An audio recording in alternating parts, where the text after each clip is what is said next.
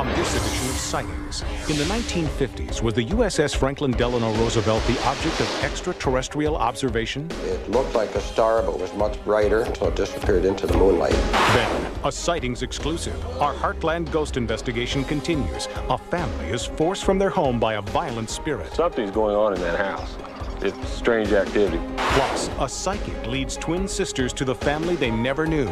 The minute she came to the motel where we were staying and walked in the door, it was just as if we'd always known her. And a terrifying past life memory forces this woman to relive the horrors of the Holocaust. I kept having this image of being in this other woman's body that I just lost my mind. Later, are extraterrestrials time travelers from our own future? Extraterrestrials manipulate the fabric of space and time.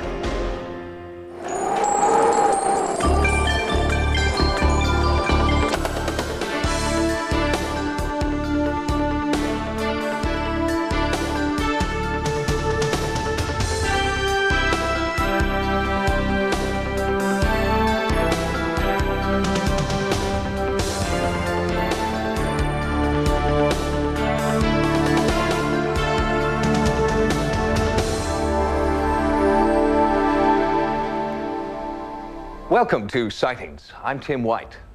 In 1952, military personnel stood together on the deck of a Navy flagship, the USS F.D.R., and watched as a disc-shaped UFO hovered above them. 3 photographs were taken, and this sighting was just the first of many reported aboard the ship.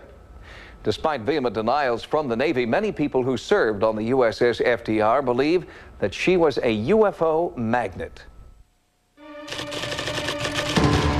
Sometime in late July, early August of 1952, as an ensign, I saw a bright light at the forward of the bow on the right-hand side, which would be the starboard side. The ship was on a shakedown cruise near Gitmo, Cuba, and I was down below decks. It was maybe approximately 8, 9 o'clock in the evening, I think it was. And this buddy of mine, Vince, who's seen a bunch of men coming from the engine room compartment running up topside on a ladder, said, "Red, why don't you go up there and see what's going on?" So I follow these guys up 3 or 4 decks up to the flight deck, and we were watching this little object, like a light, that was following our ship. And then it came out of the sky at us. My friends called me to come outside, and we observed a bright light quite high in the sky. It looked like a star, but was much brighter.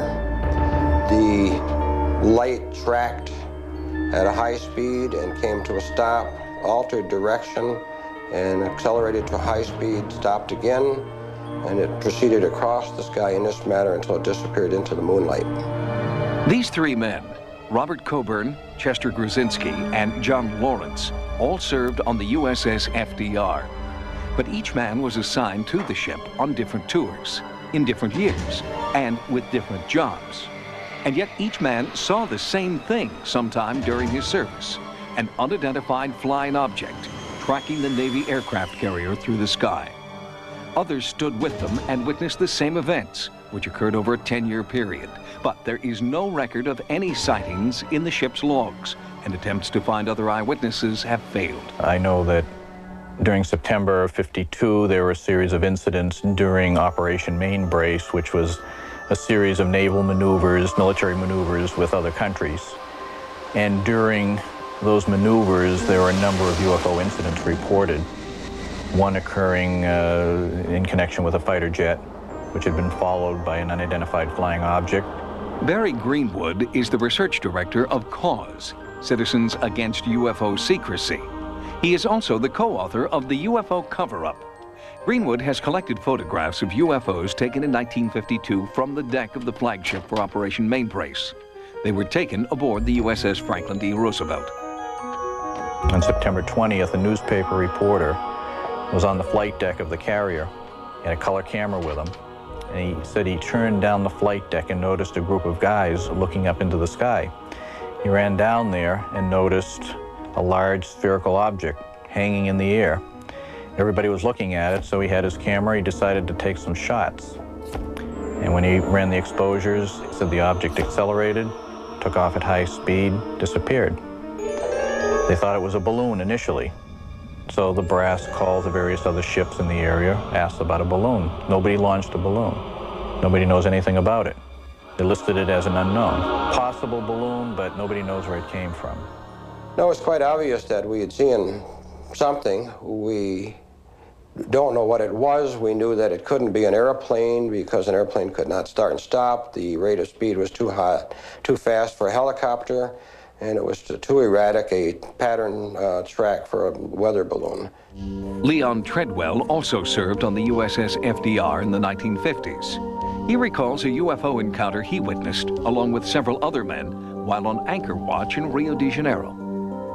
Two ships, or appeared to be ships, one above the other, maybe about 200 or 300 feet separated the two of them, and the counter-rotating lights.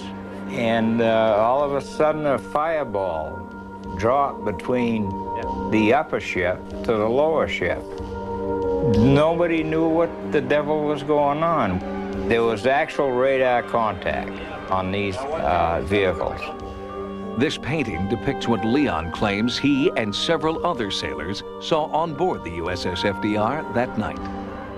Several officers and these are representatives of divisional departments. They couldn't believe what they were looking at. Everybody signed a release statement that nobody outside of CIC would say anything about this for at least 15 to 20 years. The CIC, the Combat Information Center, is master control for any Navy aircraft carrier. Here is where radar, mapping, target searches, and operations are conducted. We were just told to not say anything about this to anybody outside of Combat Information Center. The commander down in Virginia, when I was discussing this with him, he was on the ship, he told me that I wasn't even supposed to mention this. I just ignored what he said.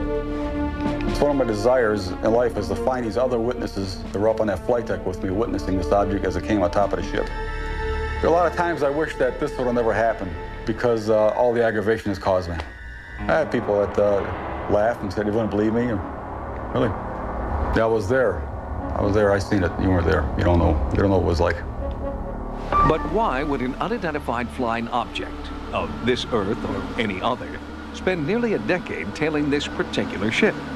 Crewmen claim that the FDR carried advanced nuclear weaponry that was supposedly top secret. The sighting was well known to insiders in the government at the time. It was written about by the head of Project Blue Book after he retired from the military, and he described it in great detail. There's a possibility that our weapons were of a sort that they were interested in. Of course, the carrier carried all kinds of different weapons. The FDR was the only aircraft carrier at the time that had thermonuclear capability. It was the only one that was allowed to carry the H-bomb. We would be the only ship naturally that would carry them because we would have the only method of delivering the atomic bombs. Since World War II, there have been a number of UFO sightings linked to nuclear storage and transport facilities. But these reports remain unsubstantiated, in large part because the government organization best equipped to investigate the sightings, the U.S. military, refuses to do so. I think they are probably covering up the incidents with the FDR because they're covering up all incidences of UFO sightings. I won't rest till I find somebody else that was on that flight deck with me to witness that same thing I did. The experience of the crew members aboard the USS F.D.R. may not be unique. Sightings is currently conducting an in-depth investigation into charges that UFO confrontations have occurred at 3 different military bases where nuclear weapons are stored. We'll bring you the results of that investigation on a future edition of Sightings.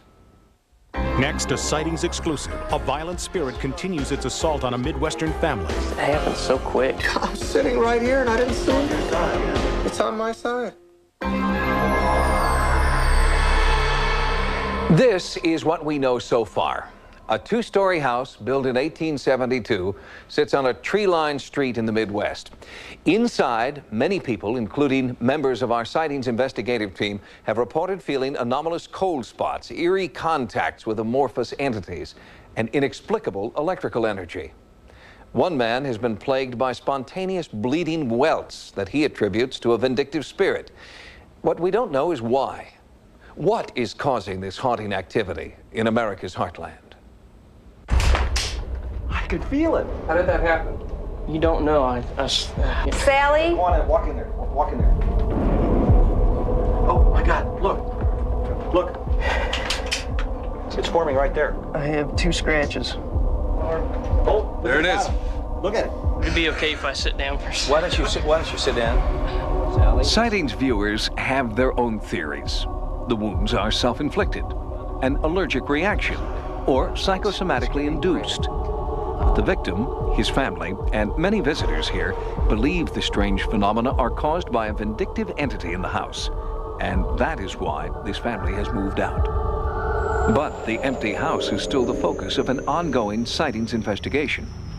World-renowned paranormal investigator Kerry Gaynor believes this case deserves the same careful attention he brought to 2 previous cases, the entity and poltergeist cases. With the family gone, Gaynor has a unique opportunity to determine if the source of the ghostly activity is the site or the family. Maurice Schrag is an environmental engineer with the Industrial Compliance and Safety Corporation. He was brought in to search for electromagnetic anomalies, temperature shifts, between 25 and 30, abnormal radiation levels, or unusual levels of radon, carbon monoxide, or other gases. Nothing unusual was picked up, but there were still reports of ghostly activity by many visitors to the home, including the owner, a 20-year veteran of the local police department. My hand got real cold. I mean, it got real cold. I thought somebody was doing something. I looked back both ways, and I asked everybody in the room if they had felt that. I said, it startled me. It kind of scared me. Did y'all feel that? And I didn't buy any of this. I really didn't until that happened. It happened. And we had felt the room temperature go out, which I figured was a draft in the room. But when it touched me, that was not a draft. Something's going on in that house. It's strange activity. What it is, I don't know.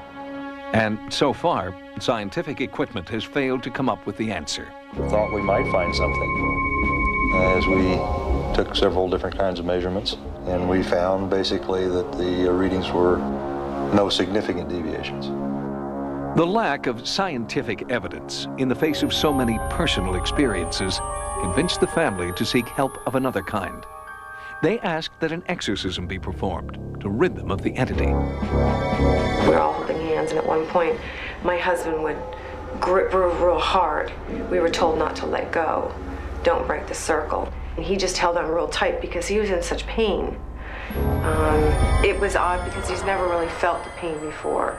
But afterwards, we found out that he had been swiped at with a hand across his back on 3 separate occasions that left, I think it was 11 scratches right across the center upper portion of his back, his shoulder area. These are the scratches that materialized during that exorcism. And as long as the family stayed away from the house, the scratches didn't return. But during our investigation and an online computer forum with sightings viewers, the family dropped in unexpectedly. And within minutes, so did Sally. Whoa! So did you feel it here or down here? Where did you feel? Kind of like all across here. Oh, the whole face? Yeah. First, a scratch appeared on his face. Then, moments later, deeper cuts appeared on his back. You physically felt that? Yeah, that hurt. Describe to me again what you felt? This sharp sting felt like somebody stabbing something in my back. You okay? Yeah. Still hurt? No. We set up additional cameras and monitoring equipment, hoping to capture any further scratching episodes. It was while we were setting up that the victim, who had always wished to remain anonymous, told us he wanted to reveal his true identity. Sightings has made a habit of coming back to visit you. During that time, you asked them to disguise your appearance. Now you're finally allowing them to use your appearance. What changed for you? Well, it's something that me and my wife we talked about a lot. And it's a pretty religious town. And I didn't know what kind of feedback we'd get from this type of situation. The more we've talked about it, And since we have been on television a few times, and we've been getting some pretty positive feedback. I mean, the people have accepted it really well. So people aren't ridiculing you as much like you thought they might? We get our taunts every once in a while, or somebody will, you know, say something, but it's something that you just, I know what's happening, and my wife knows what's happening, and that's what's important to me. Now here's a new one right now. Right now. Right here. Brand new. Can anyone get closer? Yeah, we're pretty close. I'm sitting right here and I didn't see it. It's on your side, yeah. It's on my side. I'm sitting right next to you. Mm-hmm. This scratch right here, all the way down to here, was not on your face when we came in because we saw this one here. We examined your face, your stomach, your back. Your hands are right here in full view of the camera and in full view of all of us. If one of those hands had gone to your face, I would have seen it. It would have been on that camera. This is truly incredible. Truly incredible. This happened right here, right this moment as we were talking. If this were true, typical poltergeist phenomena, it would follow Tony to his new home. Now, he's only been in his new home a month, so it's still a little bit too early to make that kind of judgment yet. The story's not complete here. We've got a lot more work to do. Sightings will continue to investigate this groundbreaking case. New tenants are set to move into the house. We'll monitor their experiences and also follow Pam and Jeff into their new home to determine if it is the house or the people who are the focus of this haunting. Coming up next, a psychic reunites twin sisters with their lost family. It was just as if we'd always known her. There was no strangeness. We just felt she was our sister. Since they were born, Alice Heck and Agnes Nash have shared a special, some would say, psychic bond. Their lives have followed parallel paths. They finish each other's sentences. If one of them is hurt, the other feels pain. It's behavior typical of identical twins, and that's how Alice and Agnes have always explained it. But when they were 51 years old, their mother revealed that Alice and Agnes were not twins. Alice and Agnes were born in 1926. They share the same likeness, the same birthday, and a powerful mental bond. We're exact, identical, mirror twins with hypertelepathy, which means it's almost like a form of psychic. I can see in my mind what she's doing. She can see in her mind what I'm doing. I can always tell you what she's wearing. She can always tell you what I'm wearing. If I go to the store to buy something, she can see in her mind what I'm buying. She'll go to the store and buy the same dang thing. When she went through labor, I went through the whole thing with her, and when I had my twins, she went through it with me. The girls grew up in Rochester, New York, and for 51 years, they believed they were identical twins, until the day their mother shared a long-hidden family secret. My mother told me when we were 51 years old, about 2 months before she died. She called us to her house, and she says, I've got something to tell you. I don't know how you're going to take it. And she said, I realized that I do not have too much longer to live. She knew she was very, very sick. And she said, I think you better sit down. We both more or less said, what is it, Ma? And she says, well, you've always thought you were identical twins. Well, we are. No, you're not. You have 2 more. You are quads. There are 4 of you.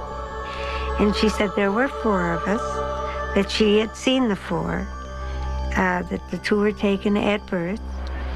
Their mother died before Alice and Agnes could find out their missing siblings' names, addresses, or even if they were boys or girls.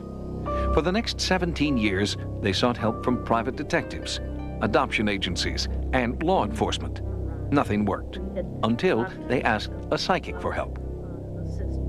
During the reading, what I picked up most importantly was the sister's name right away. It just flowed right out of me. But also a sense of sadness that their sister would really be reluctant about meeting up with them and connecting with them. Sandra also told Alice and Agnes that they would discover the whereabouts of this missing sister on Father's Day and meet her in the summer, just 1 month after the psychic reading. during an appearance on a TV talk show, the connection was made. A little boy was watching that show and noticed a striking family resemblance. And that's when the grandson of our new sister saw us and thought we looked like his grandmother, and that's how this all started. That sister had also been looking for her birth family.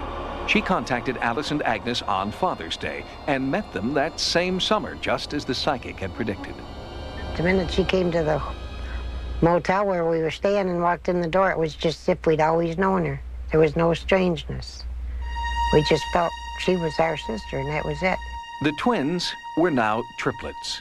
And as they began to learn more and more about their separate lives, they discovered a number of eerie similarities, although they had grown up miles apart in different families. Some of the similarities have been that she has a son and daughter, Mark and Maureen. I have a son and daughter, Mark and Maureen. Her daughter, Maureen, was born July 12, 1952. My son, Jimmy, was born July 12, 1952.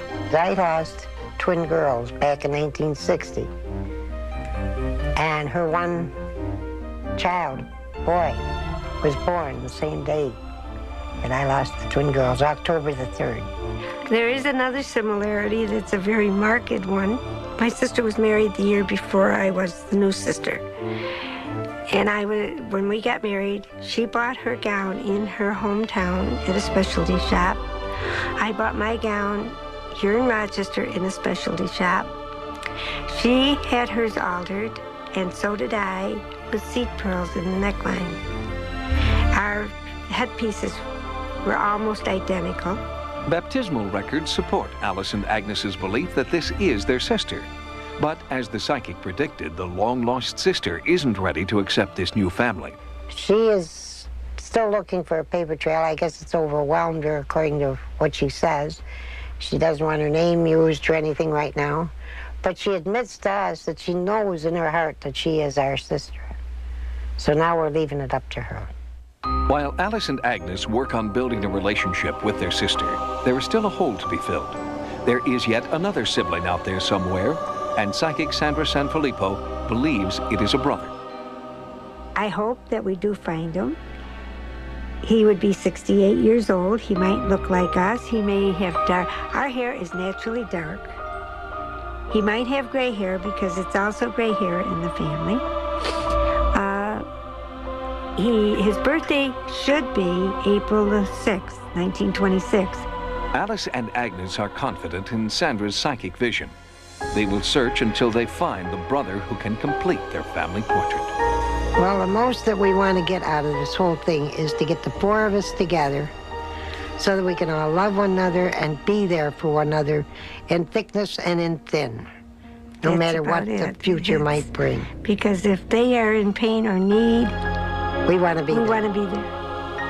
I want to know that they're going to be all right.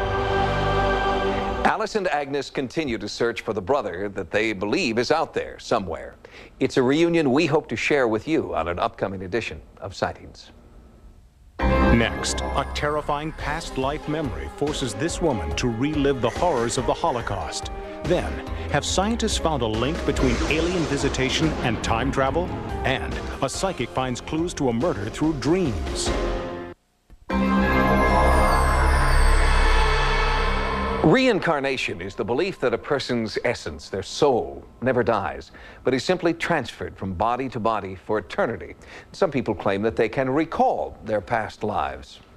Taylor Sammons believes she is one of those people, and there's one past life she can never forget. Why else would she have vivid memories of her own death in a Nazi concentration camp? I was sure I was crazy. I was sure that the fact that I kept having this image, this memory of being in this other woman's body, that I just lost my mind. She was developing some headaches, severe ones. And in going over what was happening with her currently, I wasn't able to come up with any rationale, therapeutic type rationale, that would explain these headaches. Probably the fourth session after the headaches, she showed me some welting, and I couldn't explain that either. I got tattoos. They were marks on my arm, and they ran all the way up, and they were sore, and you could literally see numbers. When the therapy began to change based on this new symptomology, I was thinking, oh my God, what is it that's going on here? Something is very different. I'm very puzzled. I guess I was very puzzled as to where this was all coming from. And it was as if becoming me, being born in 1957 in Seattle, was a joke. It had never really happened the way it was. And that feeling alone made me crazy. It was at that point we both agreed to look at some regressive work and see if there was something else going on. These were the kinds of images that overtook Taylor Sammons when she began regression therapy. The nauseating vision of one regime's attempt to decimate an entire race. And the personal horror of feeling somehow responsible. And Taylor Sammons learned that she was not alone. Rabbi Ionasim Gershom has uncovered other cases of supposed Holocaust reincarnation and has come to believe that they are real. Her story is very similar to other stories that I have heard of people having these memories and often having a great deal of guilt, a great deal of pain. Through past life regression therapy, Taylor came to believe that she was once Catherine, a German Jew born in 1914, and that her death occurred in the German concentration camp known as Buchenwald. In looking at the genuineness of the memories of Catherine, I believed, and I still believe today, that they were very genuine. And what would happen would be that we would sit down and start the regressive process. And Taylor then would start to lose her sense of self right there, and Catherine would emerge. And Catherine would start talking about events that she was struggling with and things that have happened in her life, some very traumatic, very traumatic. And these were the kinds of things that Taylor, throughout the years of knowing her therapeutically, I don't believe she could have known at all, nor could she have prefabricated in a regressive state. Among her past life memories was the name of a town, Lunenburg, where Taylor believes Catherine once lived. It is among the remembrances she has chronicled in her therapy journal. I lived in a village before we lived in the city. To tell you the name of the city, I want to say Lunenburg. I think this is the town square where nice things went on at first, and these were like buildings. These were the tops of buildings. They were rounded and they had something up here. I remember cobblestone roads. I remember, because I've never seen those. The obscure German town of Lunenburg actually does exist. It is known for its unique architecture, beautiful cobblestone streets, and marketplace. There is a fountain in the middle of the square. These uncanny coincidences led Taylor to explore her memories further with renowned past life therapist Frank Baranowski. Together, they uncovered more details of Catherine's life. She had 2 children and was pregnant when she was arrested. And this is the time when she feels like the children can't go to a concentration camp, and she decides to take their life. My children were 5 and under 2. And then the baby was born in the camp. I killed my daughter first. I suffocated her. And then I remember straightening her out like she was a little teddy bear, like she wasn't a person, a doll. And my son, I went to the chair, the rocker, and held him.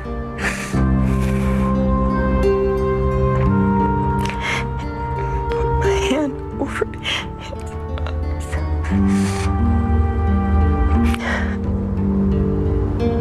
And held the knife. And I think he thought we were playing. Taylor believes it is the shame and guilt of Catherine that still lives within her today. At the suggestion of sightings, Taylor agreed to consult with Dr. Brian Weiss, a psychiatrist who has studied past life regression extensively.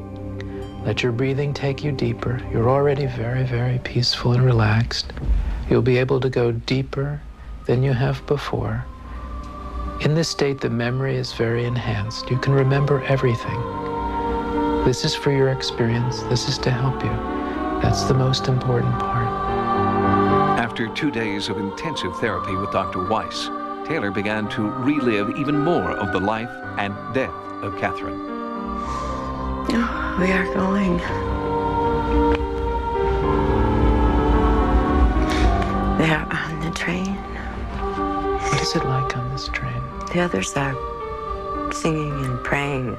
And it's dark. And it's crowded and there's children. Do you know where this train is going?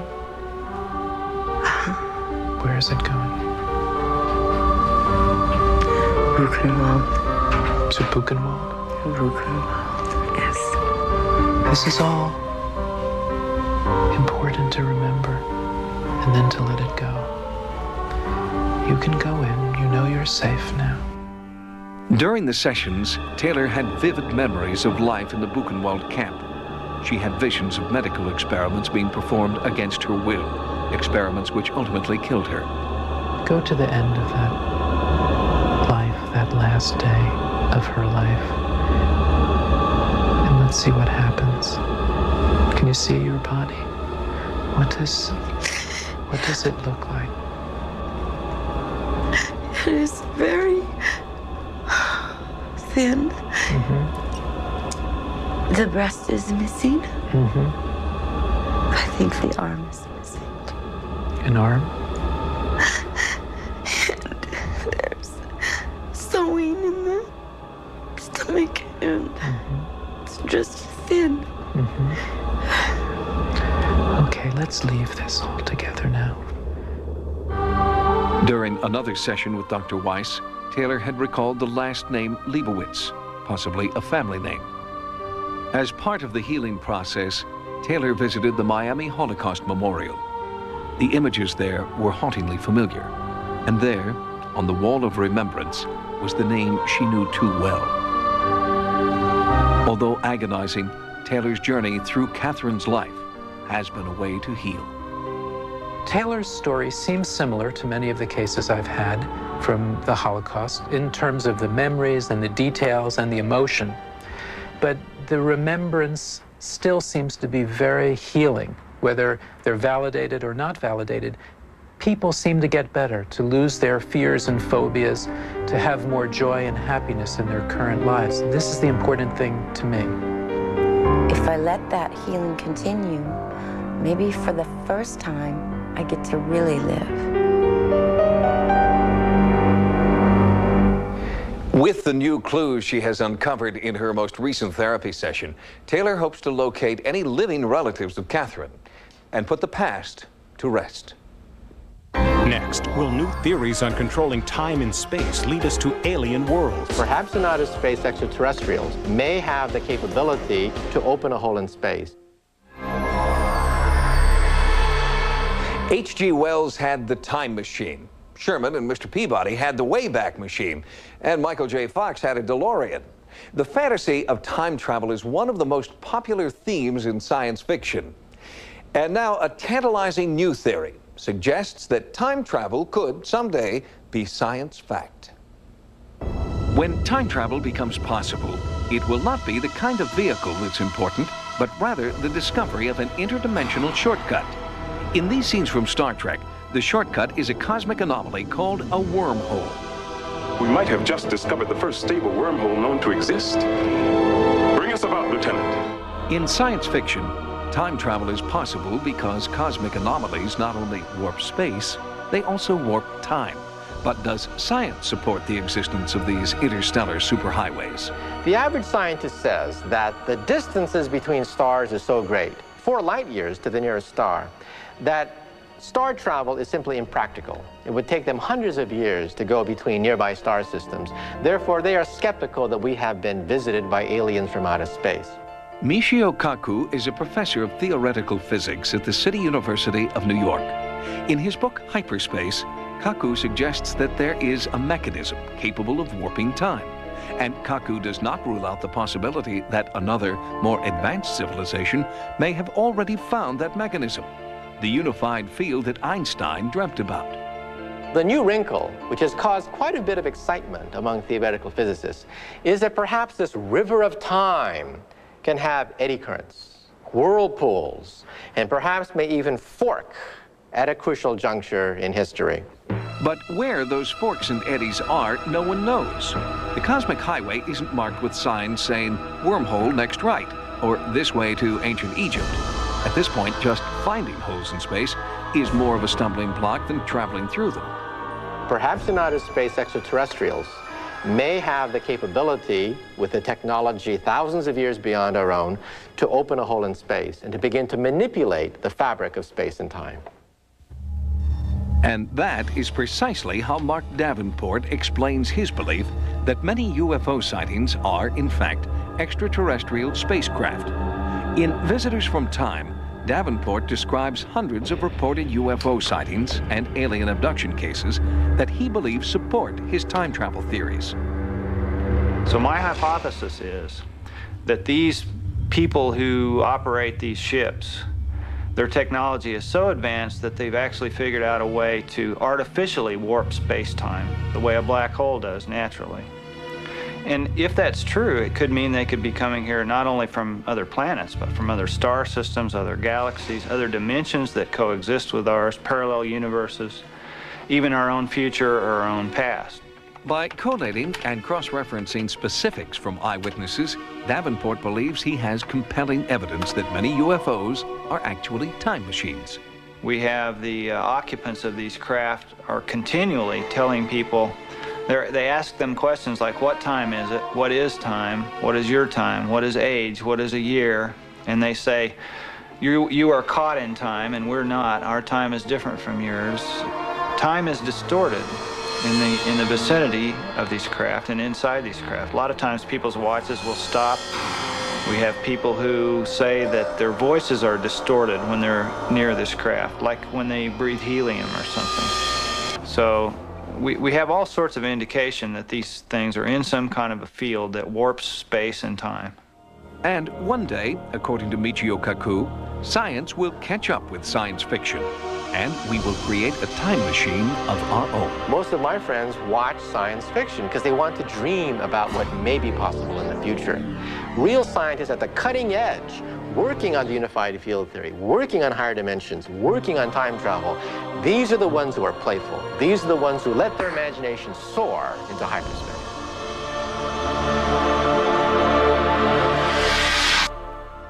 Not all scientists agree with Michio Kaku's hyperspace theory. Eminent physicist Stephen Hawking has stated that time travel is impossible because we've never been visited by any tourists from the future. Or have we? Next, a sightings update. A psychic detective finds clues to a murder in this man's dreams. It really wasn't considered a dream to me anymore because it all seemed so real, like I knew them or something. On a previous Sightings, we profiled Charles Byerly, a man who has been plagued by recurring dreams of a brutal double murder. He said that he didn't know the victims or the killer, and dream experts found this highly unusual. In most recurring dream cases, the dreamer has a link to people in the dream. Sightings contacted psychic Kathleen Ray to see if she could find a hidden link between Charles and his dreams. It got worse as it went along. Everything became like a nightmare. It really wasn't considered a dream to me anymore because it all seemed so real, like I knew them or something. For more than 3 years, Charles Byerly has been dreaming about the real-life murders of 15-year-old Barbara Grimes and her 13-year-old sister, Patricia. The girls were last seen alive in December of 1956, leaving their Chicago home on the way to the movies. Their bodies were found a month later along a rural road. I believe they've been reaching out. They still are. Maybe they're not at rest, you know? Maybe they just want to find out who did it, who's responsible. Chicago police detective Jerry Schultz is keeping track of Byerly's dreams and feels there may be something significant in the strange recurring visions. Detective Schultz agreed to consult with psychic detective Kathleen Ray about the still unsolved case. The first thing I do is take the victims and do a psychological profile. In the case of these two girls, I went into their personalities to see why would they perhaps go with a stranger and get themselves into this situation. Then the other thing I do is look to see the suspect. Do they know the suspect? I feel the man is probably in his early 30s. He gives off the feeling of late 20s, early 30s, somewhere in there. I feel that he came upon the girls while they were waiting for a bus. I feel that they crossed over from the theater to a bus stop, and then I feel they had to go to another one, and that's where this happened. These psychic visions mirror Charles's dreams in every detail but one. Kathleen Ray sees only one murderer. I could smell alcohol on him, not only from that night, but like it comes out of his pores like he drinks a lot. I could smell cigarette smoke on him. I could see his hands, and I could tell he was a laborer of some type, a manual labor, because they were all rough from working with his hands. This man could very easily have worked for Santa Fe Railroad or for a company of that nature. Would it start with an S? Working together over the phone, Kathleen Ray received confirmation for many of her psychic visions. Encouraged, Kathleen flew to Chicago to meet with Detective Schultz. She led the detective to the site of a demolished shack where she believes the killer once lived and where he killed the Grimes sisters. I felt it was a green shack. It was back among trees. It was like I could see forest around it. I felt water behind it. And I felt that there were no lights of houses near, so I knew it was isolated so the little girls wouldn't be heard. And it certainly has everything I saw in my mind that fits the scene. When I first started working with the psychic, I was very skeptical, okay? Through my belief and upbringing, whether it be from a religious end, I did not believe in psychics. However, after spending several hours talking to Kathleen Ray, I've changed my opinion drastically. Kathleen Ray has said things to me about this area and about the terrain out here, which only someone who knows this area quite well would know about. And no one had told Kathleen Ray that the site of the shack was only 3 miles from where the bodies were actually found. I feel like he stopped and he brought them down, drug them down far enough to where people wouldn't be inclined to be driving along and see them just on the edge of the road. Although Kathleen Ray believes the murderer no longer lives in the area, she is confident he will be found. I feel like he's still alive. I feel like he doesn't live here right now. I feel like he lives in a state that has more mountainous terrain around. I felt it was a state that started with an M. With the clues that Kathleen Ray has given me, I've got somebody in mind, okay? It's just something that I'm looking at right now. The recurring dreams that plagued Charles Byerly and the psychic visions of Kathleen Ray each point in the same direction. It's a direction that Detective Schultz is now following in the hope that Barbara and Patricia Grimes may finally rest in peace. Officially, there is no suspect in the death of the Grimes sisters. But Detective Schultz is following up on the leads Kathleen Ray has provided in a concerted effort to reopen the case.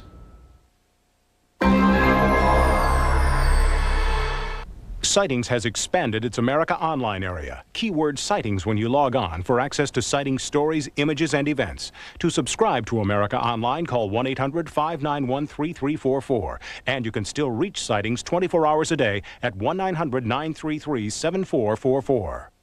Until next time, remember, no mystery is closed to an open mind. For Sightings, I'm Tim White.